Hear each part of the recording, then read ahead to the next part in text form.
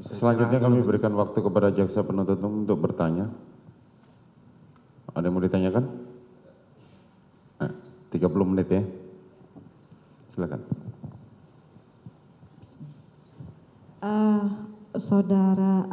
Saudari ahli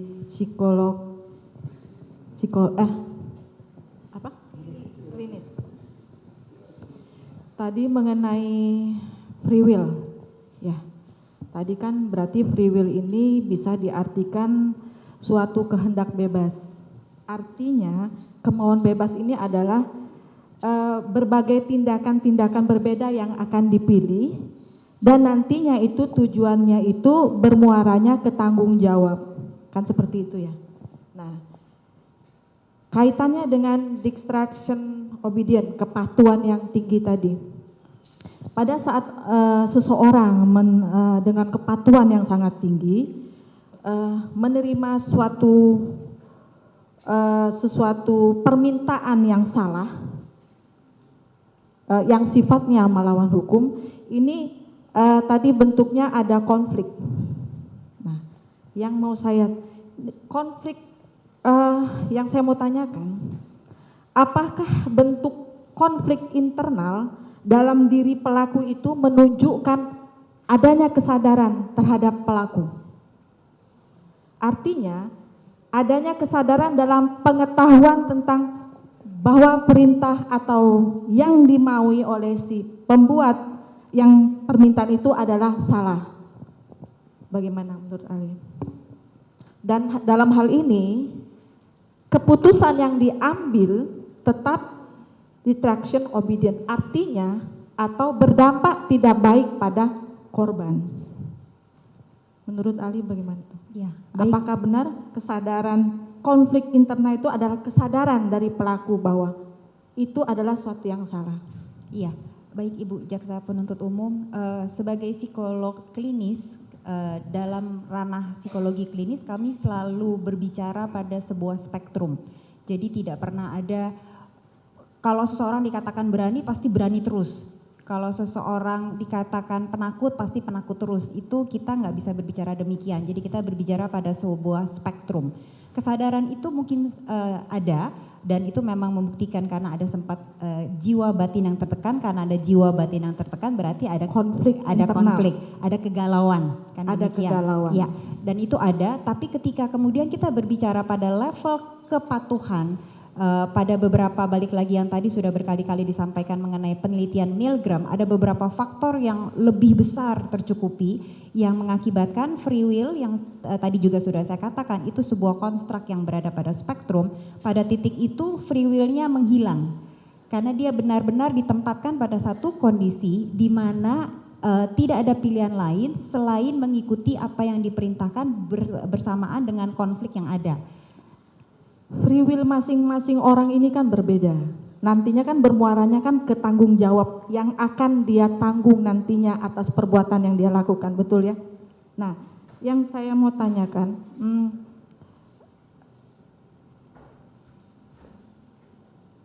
keputusan yang diambil oleh pelaku ini kan membuat yang dipilihnya ini yang merugikan bagi korban itu sendiri. Konflik internal itu misalnya gini, ada nggak jarak, bagaimana sih orang konflik internal itu? Kan ada pemikiran, benar nggak sih, salah nggak sih kalau aku melakukan ini, benar nggak itu? Itu artinya adanya kesadaran. Artinya gini, menurut saya gini, ini perbuatannya ini, dengan konflik internal ini terus akhirnya dia kepatuhan yang dia ambil ini, oke lah kita memahami, tapi itu tidak dibenarkan, betul tidak? Iya, saya tidak menganulir apa yang dilakukan oleh Richard Eliezer. Ya, artinya boleh kita pahami apa pilihannya, tapi pilihan itu tidak dibenarkan, betul nggak? Pilihan yang dilakukan sama Richard Ya, Eliezer. karena pilihannya ini, kepatuhan ini menghilangkan nyawa gitu, artinya tetap tidak baik untuk korban itu. Betul. ya? Memang itu tidak bisa dianulir, tapi balik lagi sebagai psikolog klinis, kalau saya berbicara pada sisi ada spektrum, ada banyak konstruk yang bisa terlibat. Mengapa itu sampai terjadi? Itu juga harus dipertimbangkan Ya, kondisi itu harus klinis jiwa artinya batin. kita pahami, Ya. tapi perbuatan itu tetap tidak bisa Betul. dibenarkan. Ya. Dilanjut dulu. Baik, terima kasih. Mohon izin untuk Romo Fran Magnis Suseno. Saya awali dari Romo terlebih dahulu. Tadi Romo sudah menjelaskan bahwa tidak ada kewajiban untuk mentaati suatu perintah yang salah atau perintah yang bertentangan dengan moral dan etika. Demikian ya Romo ya. Nah, dari sisi filsafat moral sendiri Romo, ketika seseorang yang diperintah untuk melakukan suatu perbuatan yang jahat taruhlah, ya kan? Nah, kemudian antara yang memerintah dan diperintah, ya kan? Dari sisi filsafat moral, apakah mengenal ada perbedaan pertanggungjawaban terkait derajat kesalahan dari masing-masing pelaku ini, Romo? Apakah semua pelaku mempunyai derajat yang sama terhadap kesalahan yang dilakukan? Maaf, bisa sedikit lebih lambat saya. Baik, Romo. Dari filsafat moral itu apakah mengenal? Silakan. Baik. Suara saya agak kerasan, nggak apa-apa ya Romo ya. Mohon izin, mohon maaf ini. Baik. Tadi Romo menjelaskan bahwa, ya kan, tidak ada kewajiban untuk mentaati suatu perintah yang salah, ya kan? Dilihat dari sisi filsafat moral dan etika. Karena sesuatu hal yang bertentangan dengan moral dan etika itu tentunya tidak boleh dilakukan. Nah, dari sisi filsafat moral sendiri, untuk menilai derajat kesalahan seseorang itu apakah tetap ada bahwa seseorang itu dapat menanggung pertanggungjawaban yang sama atau tetap ada perbedaan dilihat dari kesalahan dari masing-masing pelaku itu sendiri, Romo? Jelas ada perbedaan. Orang akan bertindak berdasarkan kesadaran pada saat itu. Tentu orang bisa punya kesadaran yang jahat, tapi bisa juga dia bingung. Misalnya dia menyadari bahwa menembak orang tidak bisa dibenarkan sama sekali. Sekaligus dia mendapat perintah. Kalau dia ada di bawah pressure, pertama pressure waktu, kedua pressure budaya ketaatan yang dalam kepolisian amat penting. Tidak bisa di situ setiap orang berunding dulu apa mau taat atau tidak, apalagi dalam situasi ini. Dia bisa menjadi sangat bingung dan mungkin akhirnya langsung bertindak sesuai yang secara instingtual itu keluar dari, kalau dia punya insting, befehl is befehl, bahasa Jerome, perintah adalah perintah, lalu rem etis akan sangat lemah. Saya tidak tahu apa yang menjawab pertanyaan. Baik. Jika ada perbedaan derajat pertanggungjawaban dilihat dari kesalahan. Nah, dihubungkan dengan mungkin ilustrasi ya kasusnya. Jika tadi, sebagaimana yang Romo jelaskan bahwa seseorang itu melakukan perbuatan karena dalam keadaan bingung. Dan apakah dia harus menjalankan perintah atau tidak. Terus kemudian dihubungkan dengan relasi kuasa juga. Tingkat kepangkatan jaraknya sangat jauh. Yang seorang jenderal memerintahkan umpama seorang brigadir. Terus kemudian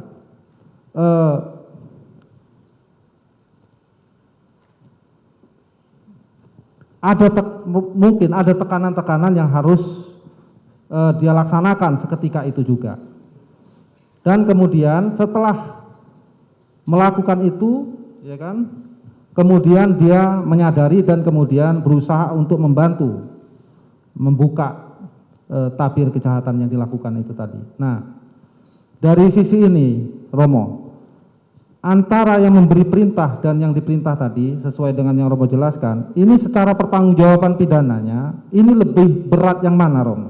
Apakah orang yang memberi perintah atau yang diberi perintah? Menurut saya jelas yang memberi perintah ini sesuatu yang saya bukan ahli ya, tapi saya ikuti di dalam pembicaraan mengenai yang terjadi di zaman Nazi di Jerman, di mana berulang kali orang melakukan perintah-perintah karena diperintahkan, mungkin juga karena dia terancam kalau tidak melaksanakan perintah, tapi juga tanpa ancaman itu ada satu budaya di mana orang sepertinya tidak dididik dan tidak dilatih untuk bertanggung jawab. Jadi lalu ya ikut saja yang diperintahkan dengan selalu memperhatikan tekanan waktu itu terjadi dalam tersedia beberapa detik untuk mengambil sikap dalam kasus ini. Jadi menurut saya jelas tanggung jawab yang memberi perintah itu jauh lebih besar. Malah katakan saja yang diperintah itu orang kecil ya, orang kecil biasa melakukan karena dia juga tahu akibatnya buruk kalau tidak melakukannya. Baik, berarti orang yang mempunyai kuasa dan memberi perintah menurut Romo adalah orang yang mempunyai tanggung jawab besar terhadap perintah yang dia berikan kepada pemberi perintah, walaupun tadi sebagaimana yang Romo perintahkan, perintah yang jahat itu tetap tidak boleh dilakukan secara filsafat moral dan etika. Demikian moral. Betul, baik. betul. Ya. Baik. Betul. Mungkin saya beralih kepada ahli kriminolog ya. Psikologi klinis, mohon izin, Ibu Lisa ya. Ya. Nah, tadi saudara yang melakukan asesmen ya terhadap Betul. saudara Richard. Sejak kapan itu? Pertemuan pertama 15 Agustus 2022. 15 Agustus 2002 sampai sekarang? Sampai terakhir bertemu 6 November 2022. 2002. Metode yang saudara gunakan apa untuk melakukan asesmen psikologi klinis terhadap? Iya, jadi ada alat tes yang saya pakai adalah MMPI yang tadi sudah saya katakan, Minnesota Multifacet Personality Inventory.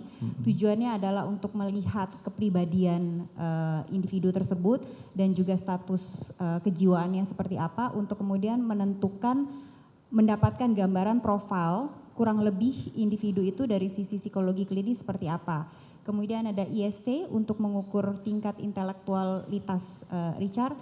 Kemudian ada tes grafis, baik itu tes Baum, HTP, House 3 Person, atau juga Warteg. Selain itu ada satu tambahan lagi, saya juga menggunakan pengetesan grafologi, analisa tulisan tangan. Berapa jangka waktu itu dibutuhkan untuk melakukan ini? Dan terkait dengan data-data apa saja yang dibutuhkan? Apakah langsung melakukan wawancara atau apa? Atau dibutuhkan data dan dokumen yang Ya, saudara gunakan untuk? Iya, mohon maaf Pak Jaksa. Kalau psikologi klinis memang kita biasanya melakukan assessment, kemudian diikuti dengan observasi, tapi sebelum assessment dilakukan, itu ada yang namanya raport. Kita building raport dalam arti kita mencoba untuk membangun hubungan yang baik dulu. Sehingga kenapa? Karena assessment psikologis itu bisa sangat melelahkan. Itu ada yang MMPI aja itu 567 item yang harus dikerjakan dan itu waktunya bisa hampir 2 jam. Tes intelektual pun demikian, itu bisa sejam sampai dengan 2 jam. Nah, jadi pada tanggal 15 Agustus itu tujuannya lebih kepada building rapport, membangun kedekatan dulu supaya Richard nyaman, belum lagi kan kondisi Richard dalam kondisi yang memang lagi nggak baik. Saya takut hasilnya itu menjadi tidak objektif. Jadi 15 Agustus lebih kepada pendekatan tersebut, 22 Agustus seharian kita melakukan analisa asesmen psikologis tersebut. MMPI, IST, grafis, Warteg, Baum, HTP, semua. Kemudian grafologi itu baru kemudian berapa minggu setelahnya. Baik. Dari asesmen yang saudara lakukan tadi dan metode yang saudara jelaskan tadi, itu tujuannya untuk menggali apa sebenarnya? Psikologi klinis ini terkait dengan objeknya Richard ini dilakukan observasi, asesmen, dan tujuan akhirnya itu untuk melihat apa ini? Gejala apa yang ada pada Richard ini? Iya, tentunya untuk melihat kapasitas intelektual Richard seperti apa pada Kapasitas kondisi intelektual. Iya. Ya, terus? Kemudian kondisi kejiwaan, kondisi psikologis klinis Richard bagaimana dari kalau alat tes itu kita melihat validnya itu 3 sampai dengan 6 bulan, kurang lebih rentang waktunya pada saat pengetesan dilakukan. Jadi kita pengen melihat kondisi kejiwaan klinis Richard Eliezer 3 sampai dengan 6 bulan more or less di sekitar itu bagaimana sampai dengan kejadian tersebut terjadi, baru kemudian setelah itu kita membuat profiling berkaitan dengan semua hasil asesmen tersebut. Baik. Apakah dari metode yang saudara lakukan tadi bisa memprofil juga terkait dengan, selain tadi kan sudah dijelaskan terkait dengan adanya kepatuhan, Mama. Ya. Ya kan, kepatuhan yang tinggi terhadap Richard. Apakah juga bisa memprofil apakah seorang Richard ini juga mempunyai suatu sikap kejujuran, ya kan, yang tinggi juga, umpama. Iya, tadi sudah ditanyakan dengan Pak Penasihat Hukum sebelumnya, apakah bisa dikatakan jujur, apakah bisa dikatakan ada kebohongan atau yang seperti itu. Dari yang MMPI sendiri kita ada yang namanya lie score. Jadi kita melihat skor kebohongannya dan itu rendah sekali. Kebohongannya rendah sekali. Iya, hampir tidak ada. Berarti bahkan. tingkat kejujurannya tinggi ya? Iya. Tingkat kejujurannya tinggi. Baik. Nah, ada orang patuh, ini saya mau nanya secara teori ini. Ada orang patuh, tetapi kemudian kemudian diperintahkan untuk sesuatu hal yang sikapnya melanggar norma, mungkin dia mempunyai kecerdasan untuk menolak. Tetapi kemudian, ya kan, dia ada yang cukup patuh, sangat tinggi kepatuhannya, terus kemudian dia diperintahkan untuk hal-hal yang bersifat negatif atau melanggar norma, kemudian dia tidak bisa menolak. Apa hal-hal secara psikologis yang mempengaruhi seseorang itu kemudian yang mempunyai nilai patuh ini kemudian dapat menolak atau tidak menolak suatu perintah yang buruk tadi secara psikologis? Apa ini yang bisa menentukan pembeda? Kalau secara psikologis, sebagai makhluk psikologis, kita itu banyak faktor yang terlibat, Pak Jaksa Penuntut Umum. Jadi ada lingkungan, ada waktu, ada proses analisa, ada emosi, ada juga karakter individu tersebut. Ini berperan semuanya. Ada memang kalau tadi dikatakan intelektualitasnya berfungsi terbukti dari hasil asesmen berfungsi dengan baik. Lalu kenapa tidak bisa melakukan proses analisa tersebut untuk memilih yang lebih baik? Karena ada yang tadi saya katakan, ada faktor di mana ada insting yang keluar ketika situasi jiwa batinnya sudah sangat tertekan dan itu waktunya sempit sekali. Jadi organ otak yang kita sebut sebagai amigdala yang mengatur emosi itu overriding, menghijack, membajak si bagian otak analisa di mana intelektualitas ada di situ. Nah ini jadi ibaratnya kalau kita ibaratkan listrik itu korslet yang mengakibatkan dia tidak mampu untuk berfungsi memanfaatkan kapasitas intelektualitasnya untuk memutuskan yang lebih baik dari apa yang dia pilih. Baik. Berarti sebenarnya nilai sikap patuh ini adalah merupakan hal yang positif, tetapi kemudian dipengaruhi oleh banyak faktor sebagaimana ahli jelaskan tadi, sehingga mempengaruhi apakah patuh ini nanti bisa ditarik untuk melakukan perbuatan yang negatif atau tidak ya. Demikian ahli ya. Betul. Baik. Tergantung orang, setiap orang mempunyai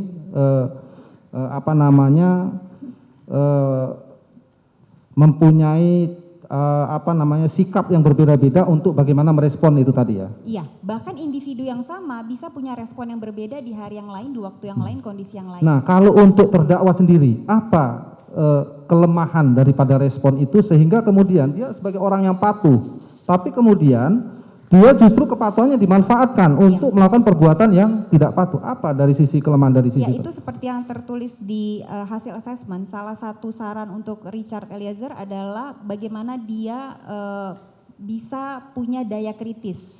Pertama itu satu, yang kedua bagaimana dia punya kemampuan komunikasi asertif yang harus lebih dilatih. Komunikasi asertif adalah bagaimana dengan tegas menyampaikan apa yang dipikirkan, apa yang dirasakan untuk kemudian memutuskan satu hal atau dalam kondisi tertentu. Jadi itu memang salah satu yang harus dilatih. Tapi kembali tadi seperti yang sudah saya jelaskan, kapasitas karena sesuai dengan data ini Richard Eliezer berusia 24 tahun. Fungsi otak yang mengatur analisa dan logika serta rasional itu juga baru mulai berkembang dengan baik itu 25 tahun ke atas. Jadi memang ini adalah sebuah proses. Kalau kita berbicara dari psikologi klinis, kondisi klinis seseorang itu adalah sebuah proses yang tiada henti. Kita punya fase anak-anak tugas belajarnya apa yang terjadi, fase remaja apa yang terjadi, dewasa muda sampai dengan lansia, itu ada tugas belajarnya masing-masing. Ya, baik. Dari sisi asesmen tadi, ahli dapat menentukan bahwa dari sisi kemampuan bertanggung jawab atau kemampuan mempertanggungjawabkan setiap tindakan yang dilakukan, apakah si Richard tetap mempunyai itu ya? Tetap mempunyai itu ya, baik. Selanjutnya untuk ahli dari psikologi forensik, Pak Indragiri ya, Pak. Nah, ini kami contohkan ada fakta-fakta bahwa sebagaimana yang telah ahli dari psikologi klinis jelaskan, ditemukan adanya tingkat kepatuhan yang tinggi.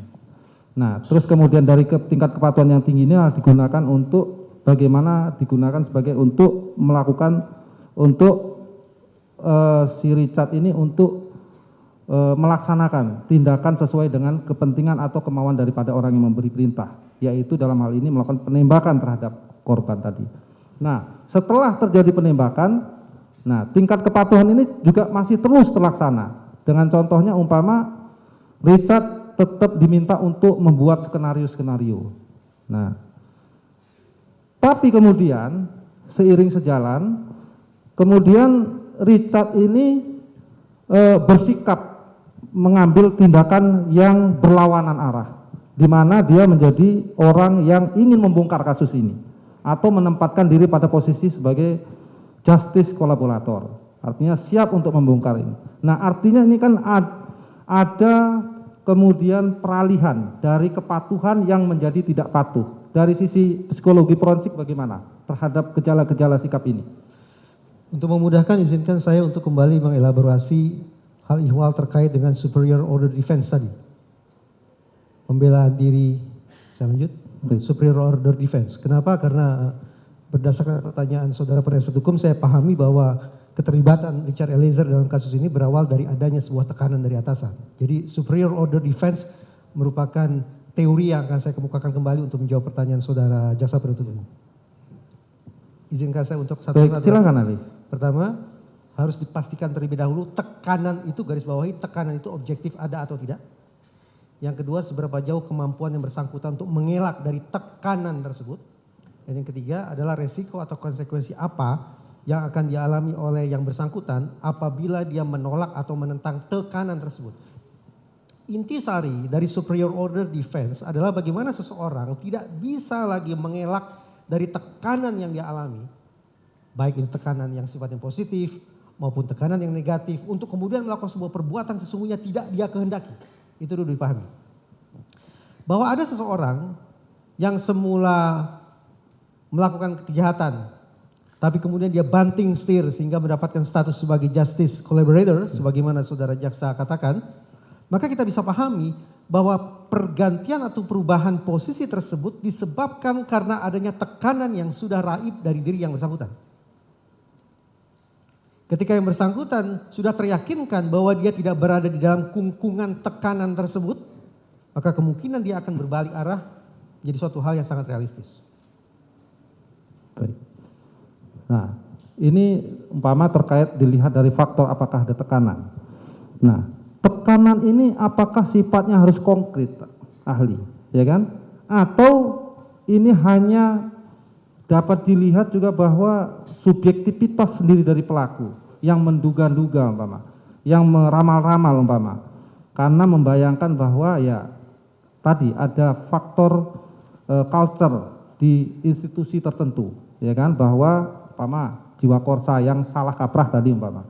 Nah, apakah harus konkret umpama jika kamu tembak dia, kalau tidak maka aku habisi juga kamu. Ini kan suatu tekanan yang konkret, ya kan? Nah, apakah juga bisa tekanan itu dilepaskan sendiri secara bebas terhadap pelaku itu sendiri yang hanya berdasarkan ramalan dan dugaan-dugaan atau bayangan dia sendiri, ketakutan tadi. Bagaimana pendapat Anda? Saya coba tafsirkan dulu, kalau pemahaman saya keliru tolong dikoreksi ya. Baik, silakan. Berarti saudara jaksa penuntut umum ini meminta penjelasan tentang bagaimana kita bisa memastikan apakah tekanan itu objektif ada ataukah subjektif belaka, begitu ya? Betul, betul ahli. Betul.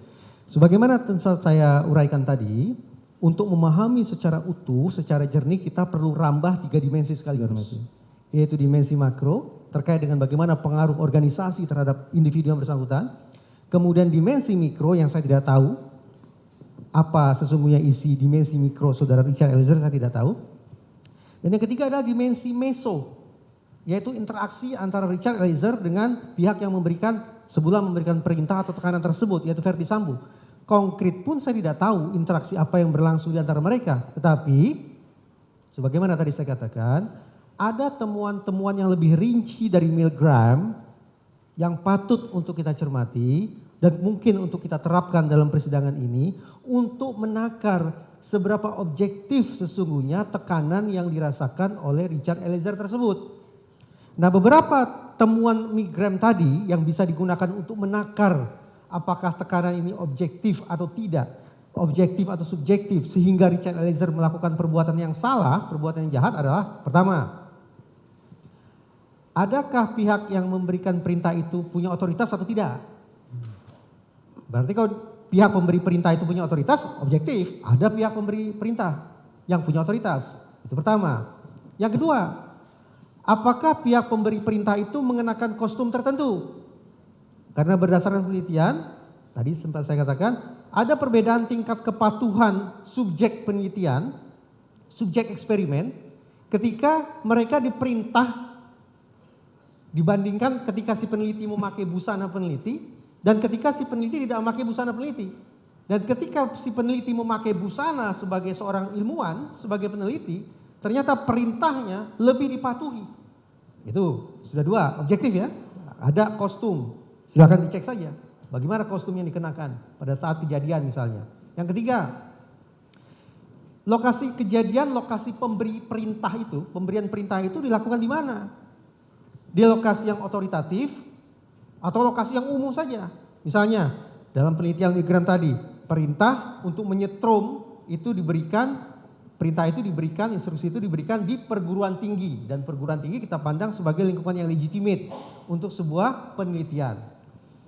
Demikian pula dalam kasus ini barangkali relevan, silakan dicek apakah pemberian perintah itu disampaikan oleh pihak pemberi perintah kepada yang menerima perintah di lingkungan yang legitimate juga tidak? Otoritatif juga atau tidak lingkungan itu? Atau lingkungan sembarang lingkungan? Di pasar kah? Di warung kah? Di jalan raya kah? Atau lingkungan itu spesifik yang memang lingkungan itu sudah merepresentasikan power, kekuatan, kewenangan, wibawa, kekuasaan si pemberi perintah. Itu yang ketiga atau mungkin yang keempat. Dan selanjutnya, spesifik lagi, bukan lingkungan secara umum ini. Si pemberi perintah dan si penerima perintah berada di ruangan yang sama atau berbeda. Karena penelitian Milgram menunjukkan ketika perintah disampaikan sementara pemberi perintah di ruangan yang berbeda, tingkat kepatuhannya berbeda ini terhadap si penerima perintah. Tapi ketika penerima perintah dan pemberi perintah berada di ruangan yang sama, efeknya terhadap kepatuhan si penerima perintah itu sangat nyata. Dan jangan lupa, penelitian Milgram ini tidak berbicara tentang kepatuhan secara umum, bukan. Penelitian Milgram spesifik berbicara tentang kepatuhan seseorang untuk melakukan perbuatan yang merugikan orang lain.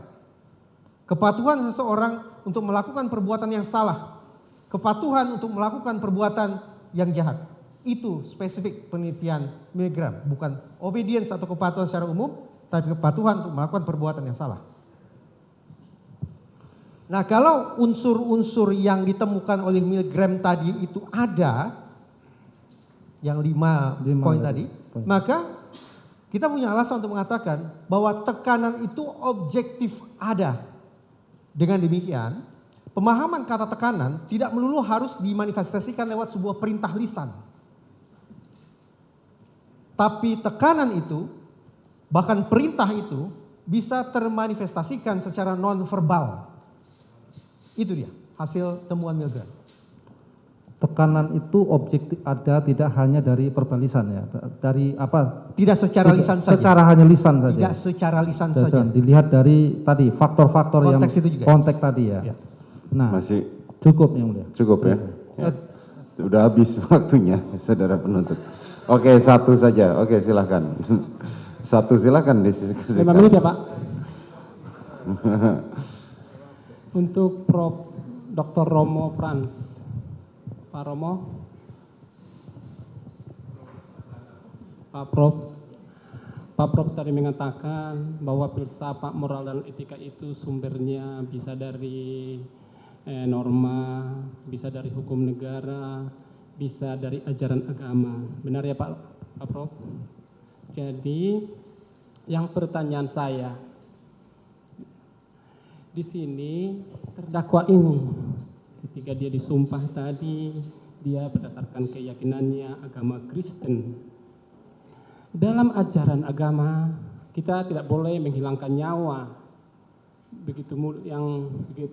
menghilangkan nyawa. Pertanyaan saya, di dalam kasus ini sebagaimana fakta-fakta yang muncul di persidangan dari awal persidangan sampai sekarang ini, tidak ada gambaran antara terdakwa Richard dengan korban Yosua ada dendam. Tidak ada dendam, bahkan itu pengakuan daripada terdakwa sendiri. Tetapi terdakwa mau melakukan penembakan. Bagaimana pendapat ahli terkait perilaku moral atau etis? Yang mana dari sisi moralitas yang saya tayangkan bersumber dari hukum agama. Seperti karena dia berkeyakinan agama Kristen. Di dalam Matius 5 ayat 21a berbunyi demikian. Kamu telah mendengar dari ajaran agama. Kamu telah mendengar yang difirmankan kepada nenek moyang kita. Jangan membunuh. Siapa membunuh harus dihukum. Tolong dulu Pak Prof dikaitkan dengan hukum ajaran moralitas dari agama. Ya. Nah, sejauh saya tangkap, pertama saya sedikit minta maaf karena saya selalu sulit menangkap loudspeaker, tetapi jadi nanti ditanyakan lagi kalau saya tidak menjawab. Jadi pertanyaan saya Pak Prof begini. Tak tanpa speaker. Pelan-pelan ya? Oke.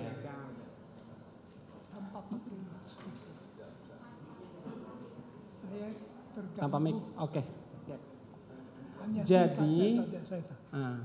Jadi terdakwa ini orang yang sangat rajin dalam melakukan spiritualnya, kegiatan spiritualnya sebagaimana tadi hasil daripada penelitian para ahli. Dia rajin termasuk dalam hal beribadah. Di dalam kegiatan beribadah itu tentu ada hal-hal yang didapat. Seperti dalam fakta-fakta persidangan Pak Doktor, di dalam fakta persidangan mulai dari awal persidangan ini sampai sekarang ini tidak ada dendam pribadi antara terdakwa dengan korban. Tetapi terdakwa ini melakukan penembakan hingga korban meninggal dunia. Sebagaimana dalam kitab Injil ada tertulis di Matius 5 ayat 21. Kamu telah mendengar yang difirmankan kepada nenek moyang kita. Jangan membunuh. Siapa membunuh harus dibunuh. Harusnya kalau menurut pendapat tadi bahwa dia orang yang rajin, arti yang taat dalam spiritual, harusnya dia tahu ayat ini. Tolong dijelaskan Pak Prof. Ya tentu saja bahwa orang beragama itu tahu bahwa ia tidak boleh membunuh dan sebagainya.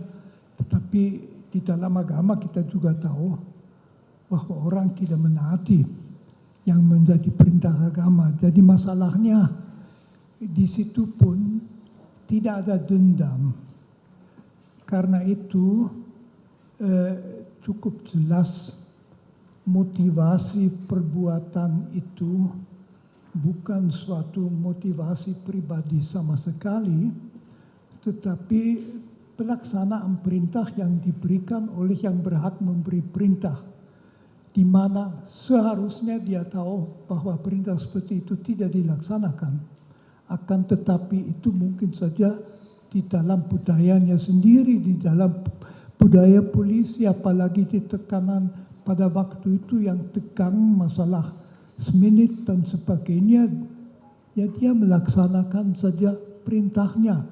Dari sudut agama itu sebetulnya tidak berbeda dari sudut etika.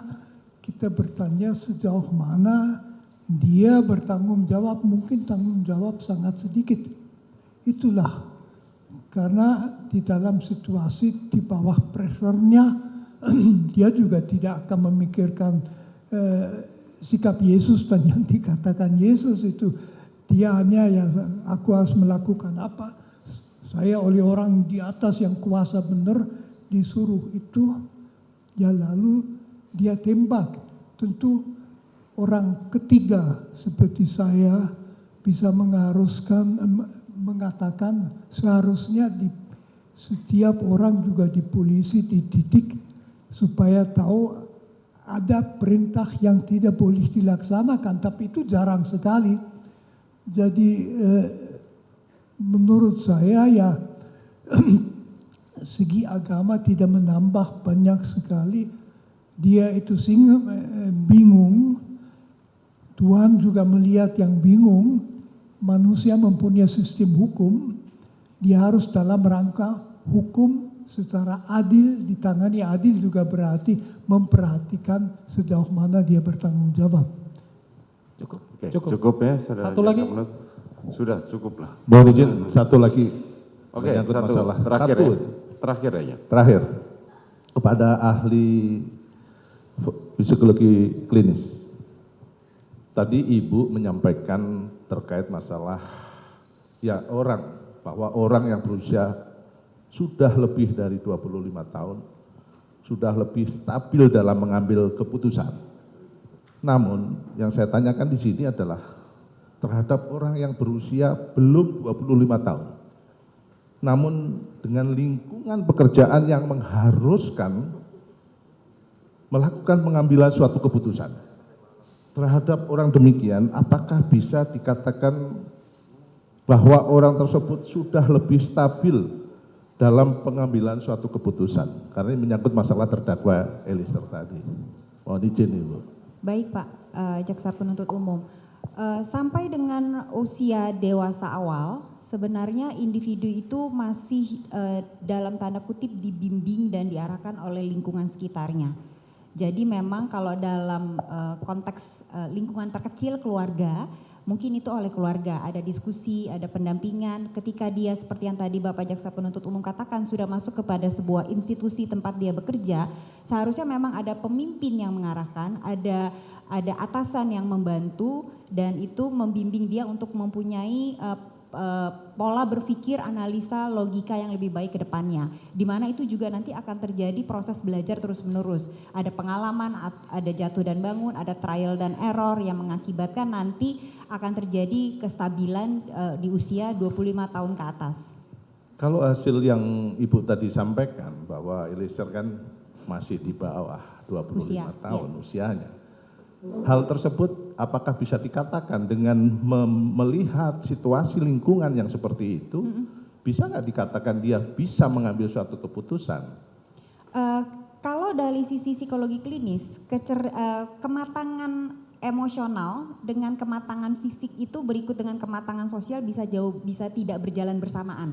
Tidak bisa berjalan bersamaan. Bisa berjalan tidak bersamaan. Jadi Baik. katakan bisa dia di lingkungan sosial yang mungkin seperti tadi katakan harusnya karena sudah masuk sini lebih matang dong Mungkin maksud Bapak jaksa penuntut umum Seperti demikian ya. itu, ya. Iya. Tapi seringkali itu mungkin saja tidak berjalan berbarengan. Tapi bukan berarti kemudian jomplang sekali juga mungkin tidak. Tapi kadang-kadang memang pada faktanya tanpa bisa dipungkiri ada kondisi-kondisi anatomi otak kita yang memang seringkali belum tentu bisa dipercepat sedemikian cepatnya. Jadi memang ada kayak tadi saya katakan bagian lobus frontal, prefrontal cortexnya itu memang baru akan mulai berkembang 25 tahun ke atas. Nah itu bukan sesuatu yang bisa kita Dalam percepat. situasi apapun.